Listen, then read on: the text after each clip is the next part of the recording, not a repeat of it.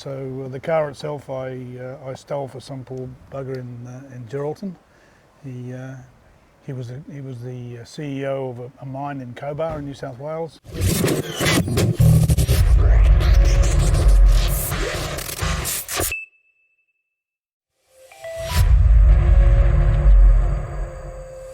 All right, Terry, talking to us at Aussie Garage.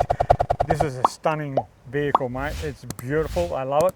So tell us about this car. Okay, it's a 1972 V8 RT E49 Big Tank. Yep. And the Big Tank, of course, is the epitome of the situation because they only made 21 of them. Yep. And I believe there's about 10 or 12 left in various conditions. Yep. Which in turn means the rarity of the beast because of the big tank.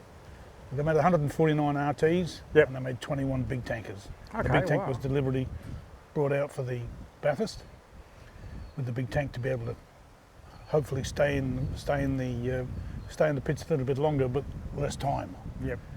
Didn't work, but that's beside the point. Yeah. Yeah. So the car itself, I stole for some poor bugger in Geraldton. He was the CEO of a mine in Cobar in New South Wales. And he got transferred in very short motion to Botswana, which isn't very far away when you think about it. Yep. I knew he had the car, and he rang me and he said, "Well, do you know anybody that's interested?"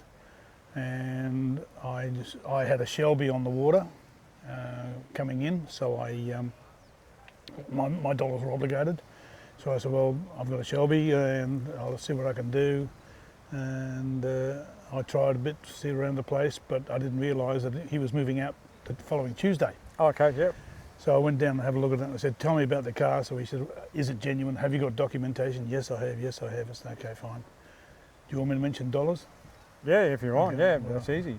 Because this is the hard part. Standing alongside this was a GTHO Phase 2. Oh, wow, Black in colour.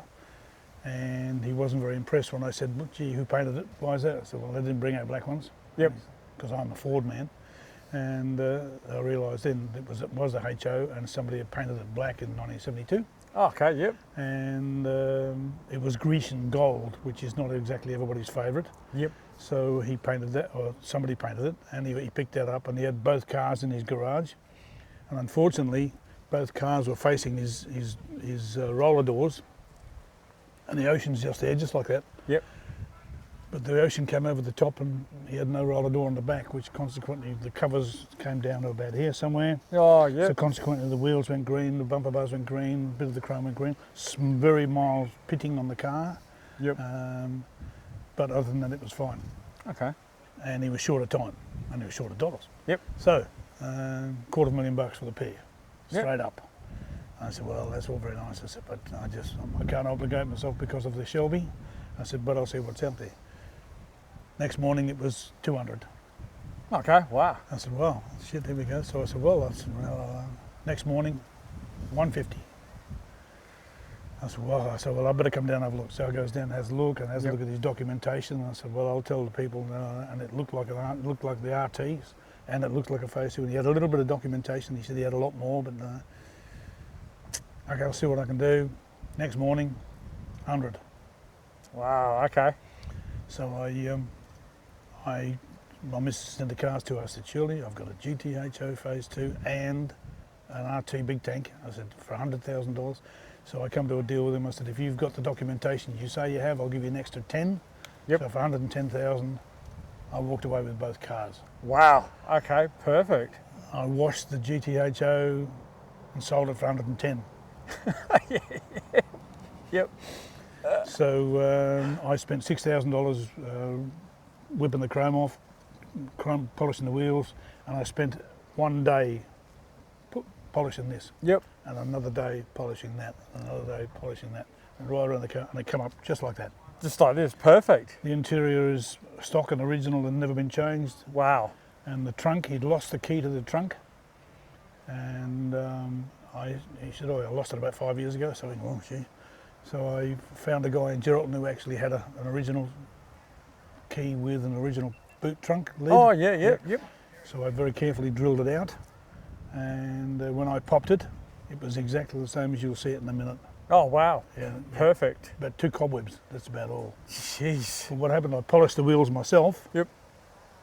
Then I got the boot open and realised that the wheel in there was brand new and absolutely immaculate. So I then had to send them down and get them professionally polished because mine were nowhere near it. Yeah, yep. So and other than that, I sent a very good friend of mine in Geraldton had a retired pal who was Weberman. Yep.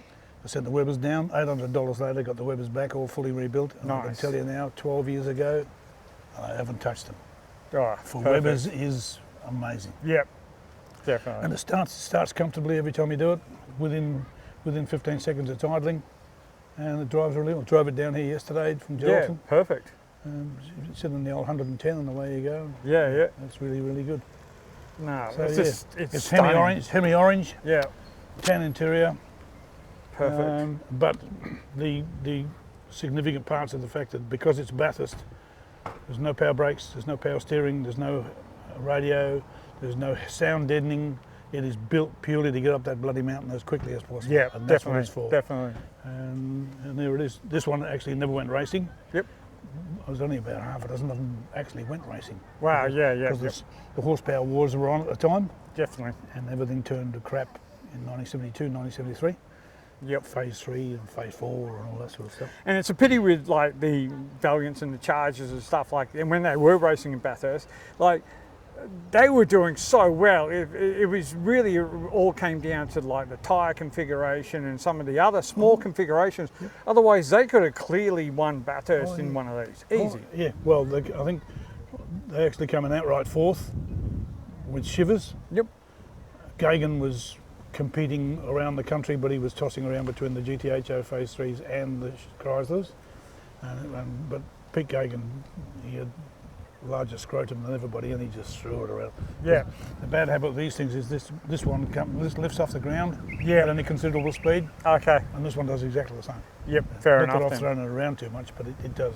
Yep. But yeah, they were capable. They were capable, and given the opportunity to actually really try them out, they could have made it, Yeah. in my opinion. But 6-cylinder versus, because it out accelerated the GTHO on the quarter strip. Yep. GTHO was about 15.5, 15.6 maybe. This is 14.9, 14.8. Yeah. So it Yeah. was half a second better off on the quarter. Yeah. Perfect. But, Awesome. but the big tank, of course, they said, right, if we put the big tank in, 36 gallons, Yeah. and if we put the big tank in, we'll only have to pull in 3 times. Yep. Awesome. And that's true, except that when they did have to fill it up, it took 20 minutes to fill. So everybody went past 3 times before they got back out again. Yeah. Awesome. Let's have a look. Nice. So 265. 265, 309 horse. Perfect. Because I think initially what they did is when they decided to go racing, when they sent 21 engines to Italy, Yep. and the Italians did all this, and Cam and bits and pieces. Got 309 out of it, 309 horsepower out of them. And they Perfect. sent it back, and the 21 went in these particular cars, which is that signal that tells us exactly where this one came from. Nice. And E49 is like a favourite of all these kind of Chargers, isn't it? Well, it's deemed to be the epitome of the Charger situation. Yeah, definitely. Particularly the 6. The V8s are a different cup of tea altogether. The 77s, 770s as they call them. Yeah. But the good thing, I'll show you something. Yep. It's coming around this way a bit. Yep. A few years ago, my oil pump let go, and I lost oil pressure. Yep. So I took it to my mate, and we whipped the sump off, bits and pieces, and we replaced the gear. But while we were out and we had the sump off, Yep. I'm reaching in here, right alongside this bolt here. Yep. There's a sump plug facing that way. So we look at it and we say, what's that? So after a while we worked it out. It was with an elongated Allen key, you wound the sump pressure up, wound the oil pressure up. Oh, okay. Wow. Yeah, and we did it. I was up in the air and the gauge goes up. Oh, jeez. Yeah, I've never known that before. No, I didn't know that even existed. And the beautiful part about this particular one is, alongside there, the engine number of this car is 49. Oh, perfect. So matches right Yep, through. Yep. Yeah. It's got the original number. All this sort of stuff here is all leading to the same. Yeah. No. Yeah. It's This got the 84E, which is the big tank version. Yep. massive brakes, Yeah, definitely. massive power steering, nothing. Yeah. No air conditioning, nothing. Just all basic, but just all power. Just go. Just Yep. get up the mountain as quickly as possible. And that's what you want. That's what Well, you that's what want. it's built for. Yeah. You know, and yeah, it is just it's a stunning engine, and this thing is fantastic. Yep. Now, and you've come up here for this event. Is this the first time you've been up here for this event, No, or?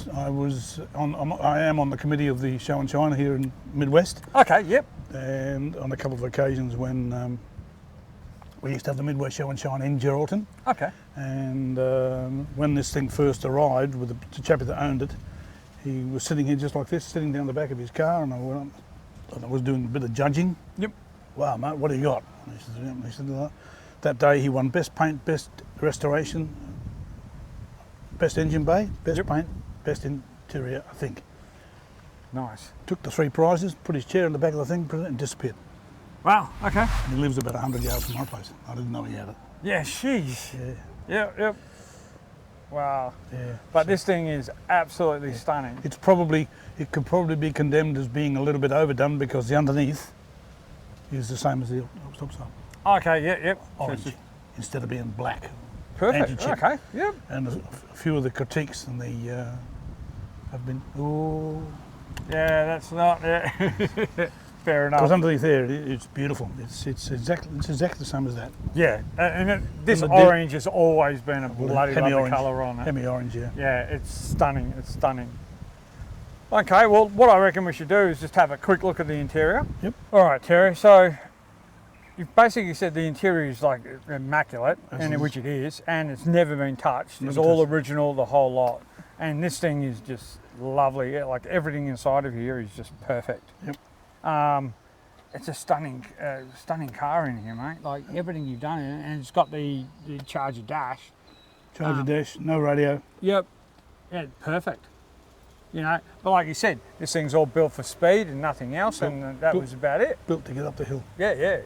And it's lovely, like the fact that this thing's got all the RT badges, it's got everything that it should have in it, and you know, it's got the tombstone seats, and they look perfect, mate. Yep. Nice. Throw you back in the seat, you'd be able to sit there comfortably and Oh, yeah. have a fun ride. Oh yeah, oh no, it's Yep. very comfortable, very easy. Even though power steering, it doesn't matter. Yep. They did a ratio change on the steering to make it a little bit easier with Yeah. no power. Well, once these are generally moving, they're okay to Exactly. putting around. It's just Exactly. when they're standing still trying to Yeah, drag them yeah. around a bit harder. But even this isn't too bad, even at that. Okay, awesome. Pretty Yeah. Yep. No, perfect. All right, well, let's have a look in the boot.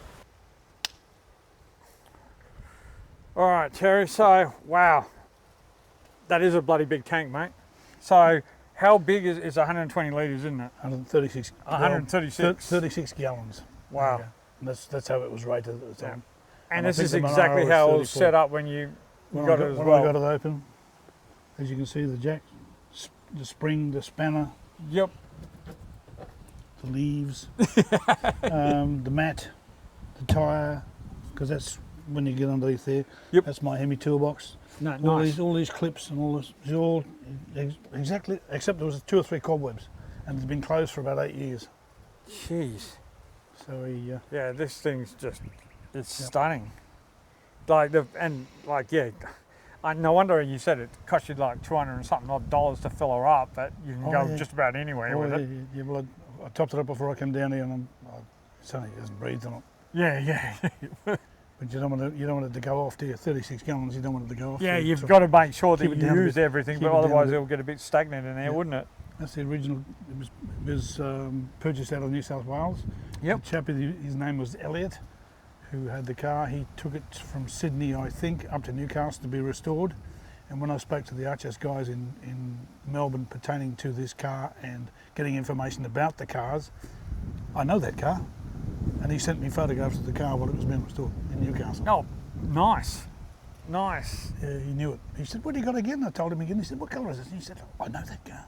Yep. And away it went from there. It's a small world, isn't it, Oh, when it it is comes to very- this stuff. You think yeah. that, you wouldn't find another car like that, and then Oh. all of a sudden everyone knows exactly what that car Yep. is. Yep. There's a couple of guys in Sydney knew about it, and a couple of them rang me and said, "Have you still got?" Yes, I have. But that was before COVID. And of course, everything's quietened off since COVID. Yeah, yeah, definitely. But it's still there's a lot of people. As soon as you say big tank, Oh well, yeah. There'd be a lot of people that would definitely be chasing this car and be willing to fork out a bit of more coin for it than the average. Yeah. Oh yeah. It seems what they did is you open this up, Yep. and that one, Okay. Yep. and I came along here with the fuel on my shoulder, Yeah. and you came along with yours empty. Yeah. Oh yeah. You caught the just wanger, Yep. and that just let it in as quickly as possible, so all the residue flew out of there. Oh, nice. Wow. That was the theory. Not too sure it worked. Yeah. And these fuel caps, these are classic bloody. Oh, yeah. They're Well, lovely. Like, They're straight off the Chargers in America. yeah, and like they're a great system, eh? Like, and it's unique to the Chargers, actually, isn't it? It is. Yeah. Nah, it's a very beautiful car, mate. All right. Well, look, mate. Well, we're going to head off, but look, we're going to see you tomorrow at the show, and we'll definitely come and say hi. But Oh, by all means. we hope you enjoy the show tomorrow, mate. And yeah, like good luck with everything else for the Anything like the future. rest of the years, it'll be really good. Yeah, perfect, mate. Appreciate it. Thanks, buddy. My pleasure.